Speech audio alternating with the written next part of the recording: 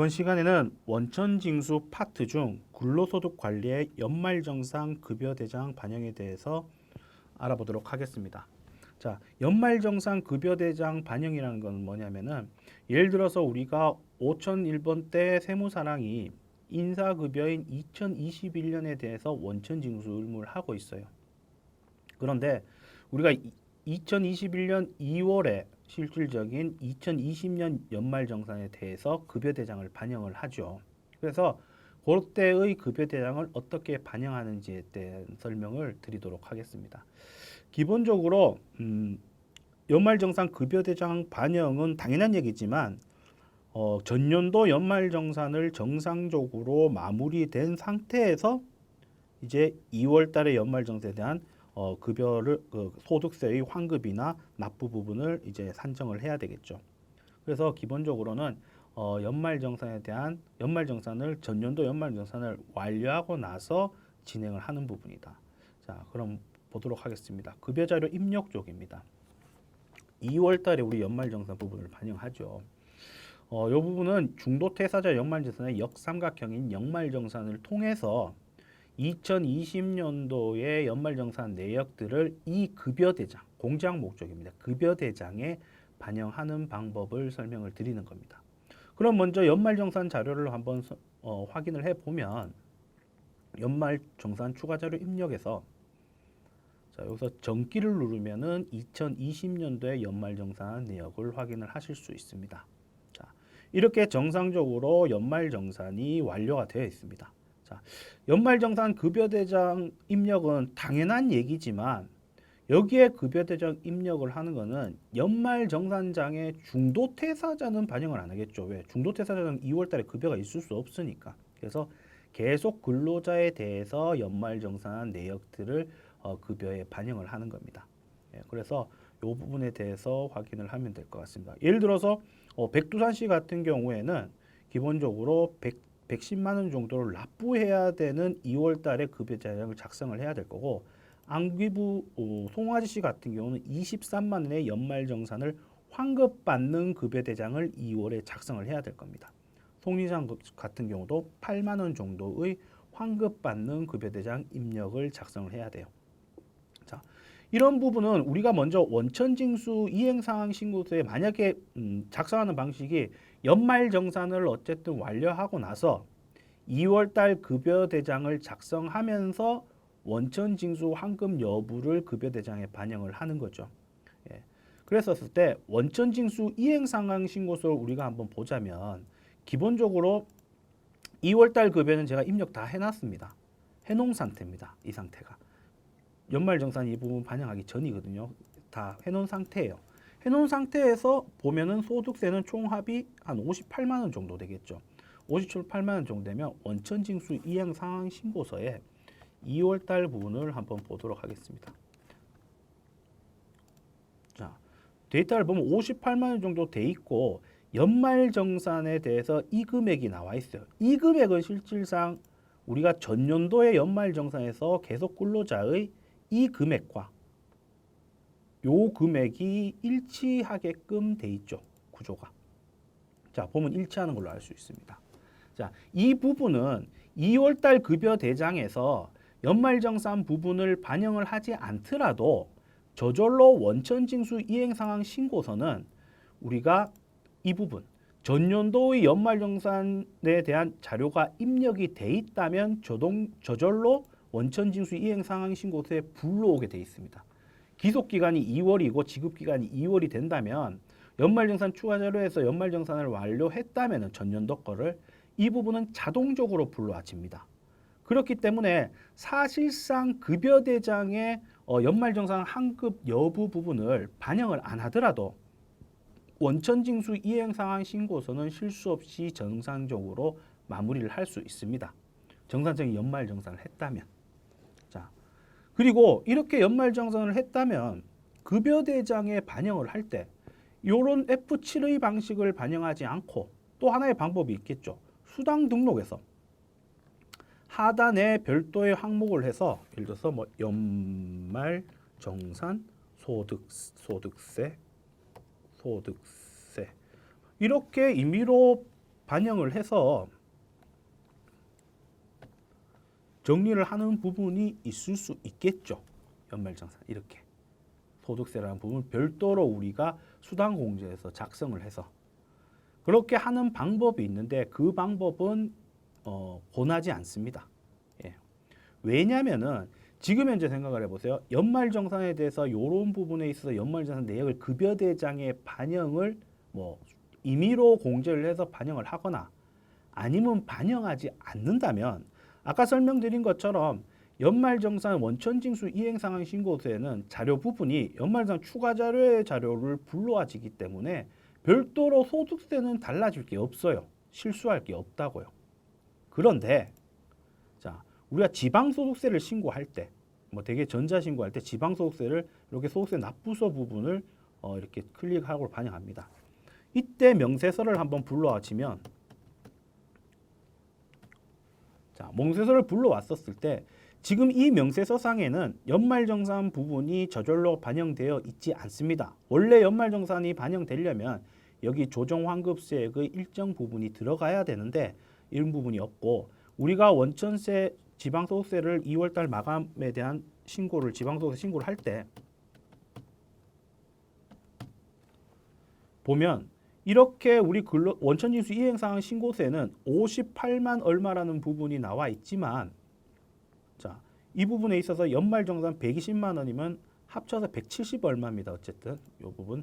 그래서 170 얼마 합쳐진 금액이 170 얼마가 나올 건데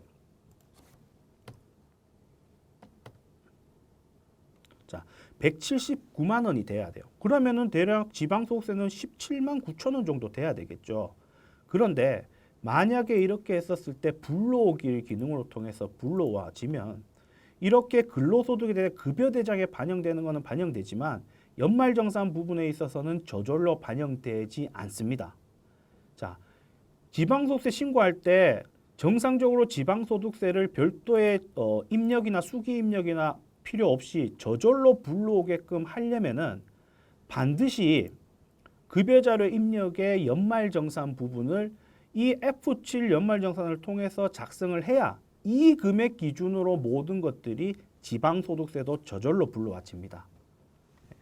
그러니까 아까 전에 얘기한 것처럼 연말정산에 대한 자료를 수기로 수당 등록을 이렇게 처리해갖고 한다면은 지방소득세 신고할 때는 저절로 불러와지지 않아요. 그럼 오류나 실수가 생길 수 있겠죠. 예. 똑같은 상황으로 중도퇴사자도 마찬가지예요. 중도퇴사자에 대해 급여에 대한 환급 연말정산 자료를 반영하지 않는다면 실질 지방소득세 원천징수 이행상황 신고서를 제출하는 소득세 같은 경우에는 상관이 없지만 특별징수 지방소득세에 대해서는 오류가 발생될 수 있어요. 그러니까 이런 부분을 유념을 해서 연말정산 부분에 있어서 2월 급여 때 환급 부분에 있어서나 납부 부분에 있어서 자료를 한번 알아보도록 할게요.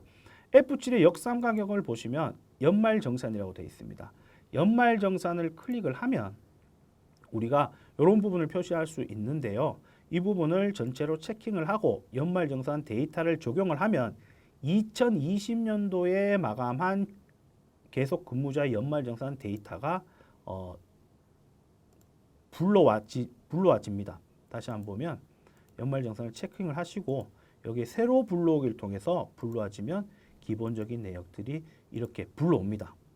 불러오진 상태에서 우리가 만약에 전체 부분을 체킹을 하고 연말정산 데이터 적용을 클릭을 하면 자, 이렇게 보시는 바와 같이 연말정산에서 자동적으로 각각의 연말정산 대상자의 2월급에 2020년 연말정산 부분이 반영이 됩니다. 아까 전에 백두한 씨는 100 얼마라고 했죠. 이렇게 저절로 반영됩니다. 참고로 우리가 수기로 입력을 했었을 때 이런 연말정산 부분을 이 소득세 때 합쳐갖고 넣으면 안 됩니다. 이 소득세는 당해 연도에 계속되는 소득 금액을 입력을 하는 것이지 이 금액이 이쪽에 합산돼 갖고 가게 된다면 이상한 부분으로 나오고 정상적이지 않습니다.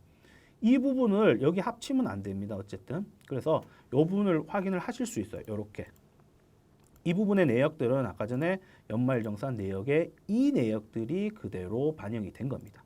자, 이렇게 반영이 됐어요. 이 부분이 반영이 됐죠. 반영이 됐었을 때 우리 지방소득세를 한번 볼까요? 지방소득세를 넘어와서 다시 한번 지방소득세를 한번 조회해 보도록 하겠습니다. 이렇게 조회해 보면 좀 전에 입력하지 않았을 때는 조정환급세액이나 이런 부분이 나오지 않았는데 별도로 이 부분들이 이제 나오게 돼 있습니다. 저절로. 그러니까 저절로 불러와진다는 거죠. 이 부분을 저장을 하고 기본적으로 지방소득세를 신고를 한다면 자, 처음에는 이 금액만 나와 있던 게 밑에 이런 금액들이 나오죠. 이런 금액은 어떤 건가 볼까요? 보면 이렇게 자동적으로 계산된 부분이 나옵니다. 여기서 연말정산 추가 납부액이 인별로 해서 이렇게 입력을 하게 돼 있어요. 원래 가감 조정 내역은. 그래서 연말정산 추가 납부액이 15만 원이고 연말정산 환급액이 32,000원이라는 것은 우리가 전년도 연말정산의 내역을 봤었을 때 백두산 씨는 플러스니까 17만 원, 35,000원. 17만 원, 35,000원을 더한 금액이 여기에 15만 얼마 정도가 될 거고요. 그리고 11만 얼마에 3만 얼마죠.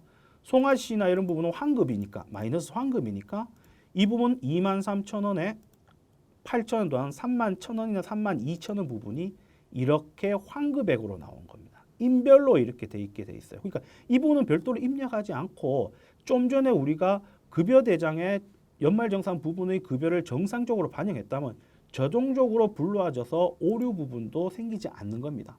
그럼 이제 보면 최종적인 금액이 17만 9천 원 정도 되겠죠. 17만 9천 원.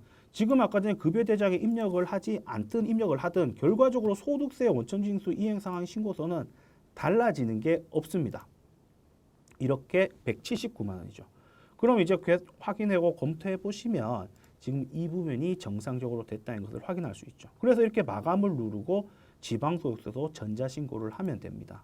그러니까 우리가 급여대장 입력을 할 때 우리 연말정산인 2월 달에 급여대장을 입력할 때 반드시 이런 구조를 통해서 연말정산을 F7 중도퇴사자 정산을 통해서 반영을 해야 정상적인 원천징수 업무, 지방소득세 포함이죠. 원천징수 업무를 정상적으로 처리할 수 있으니까 이 부분도 확인을 하시면 될 것 같습니다.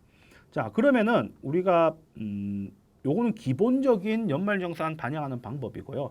하단에 보면 분납 적용이라는 것도 있습니다. 분납 적용이라는 것은 연말정산 금액이 10만 원을 초과했었을 때 2월, 3월, 4월로 나눠서 이제 연말정산을 납부할 수 있죠. 그래서 그 부분에 있어서 급여대장을 반영할 수 있는 방법입니다. 마찬가지로 분납을 하면서 정상적인 분납에 맞는 급여대장을 작성하지 않고 분납은 하되 이렇게 급여대장을 작성을 하게 된다면 지금은 분납 안 한 상태로 작성을 한 거죠. 이렇게 작성하고 마무리되고 원천징수 이행상환신고는 분납 처리를 한다면은 실질 지방소득세가 정상적으로 불러와지지 않습니다. 수기로 고치지 않는 이상. 그러니까 그 부분도 있기 때문에 분납 부분을 한번 볼게요. 분납 부분을 적용을 한번 눌러보겠습니다.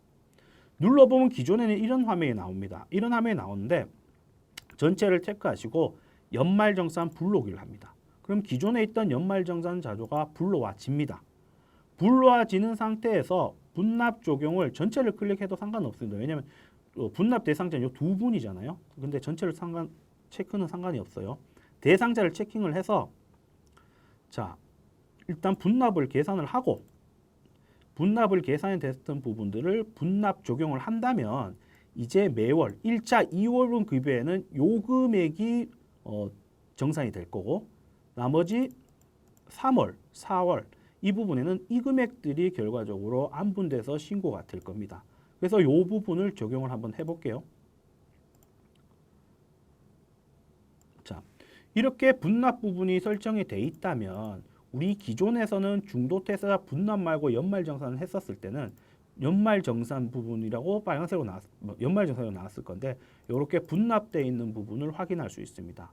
자, 그래서 우리가 세금에 대해서 분납된 금액들이 연말정 소득세라서 이 금액이 나온다는 걸 알죠. 18만 6천 원 같은 경우면은 여기에 분납 적용해서 요 1차 납부의 18만 6천 원과 동일하죠. 이렇게 반영이 된다는 겁니다. 자, 여기에서 주의하셔야 될 거는 기본적으로는 이렇게 2월 달 급여가 마감이 돼요. 만약에 이렇게 돼서 정리를 하고 나서 원천징수 이행상황 신고서를 보자면 자, 새로 불러오게 오면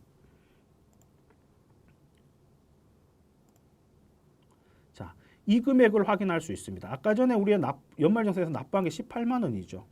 28만 원에 58만 원이 합친 이 금액이 2월 달에 징수하고 3월 10일까지 납부해야 되는 소득세 금액이죠. 여기에 보시면 저돌로 작성되는 부분인데요. 120만 원을 원래 연말정산을 통해서 납부를 해야 되는데 그 중에 100만 원 정도는 3월, 4월에 납부를 할 거고 지금은 18만 원 정도를 납부해서 이 금액과 이 금액을 합친 70만 원 정도를 납부를 하겠다는 신고입니다. 예.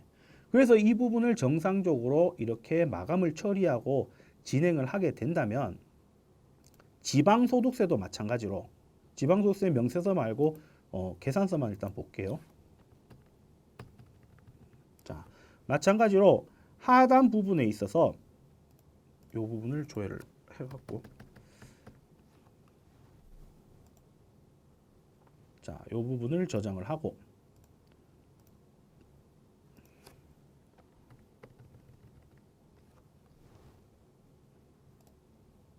자, 이렇게 정리된다면 기본적으로 여기 있는 부분에서 인별 부분 제가 설명드렸죠. 총 합쳐서 58,000원에 18,000원인 77,000원을 납부하게끔 되어 있습니다. 자, 여기에 보면 77,000원, 거의 10%가량인 금액이 맞는지를 확인할 수 있죠. 대략적인 개별적인 정확한 수치는 별도로 확인해 보시면 되고요. 이렇게 해서 신고를 하는 겁니다. 그러면 2월분이 끝나겠죠. 그런데 여기서 주의 깊게 보셔야 될 건 분납 같은 경우는 2월분이 끝나고 나서 3월분을 보도록 하겠습니다. 3월 부분에는 분납 표시도 없고 별도로 분납한 내역이 없어요. 그렇기 때문에 우리가 분납으로 처리를 했다면 반드시 3월달, 4월달에 위에 있는 중독퇴사자 정산 부분에 분납 적용을 반드시 클릭을 하셔서 해당 사항이 있으신 분들한테 분납 적용을 체크를 해갖고 3월이든 4월이든 다 반영을 해야 됩니다. 이런 식으로 송하지 씨나 뭐 이런 분들은 없었죠. 두 분만 있었죠. 백두산 안부. 요 금액이 반영이 돼갖고 정상적으로 이루어져야 3월 달에 원천징수 이행 상황 신고서도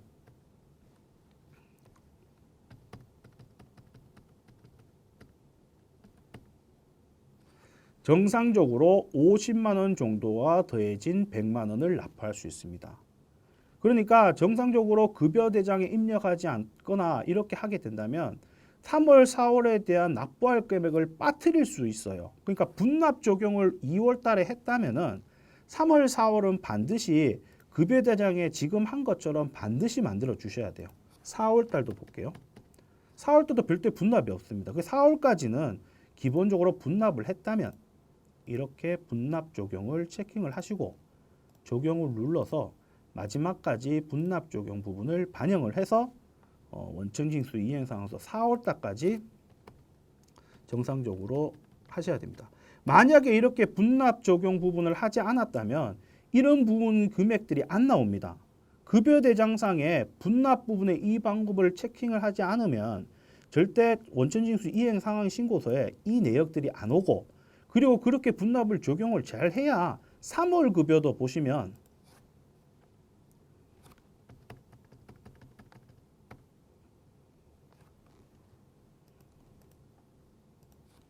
자, 3월 급여도 보시면 정상적으로 5만 얼마 정도 이렇게 10만 원 정도의 금액을 확인을 할 수 있습니다.